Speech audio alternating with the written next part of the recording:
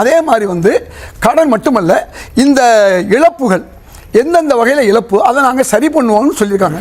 கனிம வள இழப்பு இதை நான் கடந்த ஆட்சியில் நான் எடுத்து சொன்னேன்.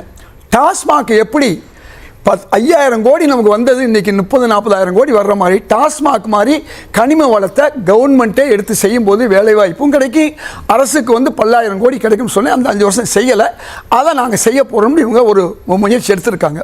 அது மாதிரி இழப்புல அதே மாதிரி ஊழல் டாஸ்மாக்லேயும் சொல்லிடுறேன். உங்களுக்கு நல்லா தெரியும். டாஸ்மாகில் அவர் ஜவஹர்லையும் சொன்னார், நானும் சொல்கிறேன்.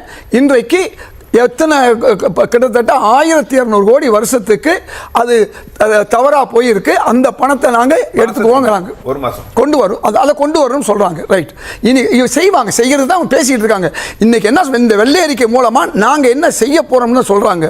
ரெண்டாவது என்ன செய்ய போகிறோம், கான்ட்ராக்டில் வந்து 30-40 கோடி 40% வந்து எங்கள்கிட்ட வாங்கினாங்கன்னு ஒரு கட்டட தொழிலாளர் கட்டடத்துடைய சங்க தலைவர் சொல்கிறாரு. இப்போ எங்கள்கிட்ட வந்து அந்த இது அப்ப நாங்க வந்து அந்த குறையும் சொல்றாங்க. எது குறையும்ங்கறாங்க? அந்த மக்களுடைய வரி பணம் அதுல குறையும். ரெண்டாவது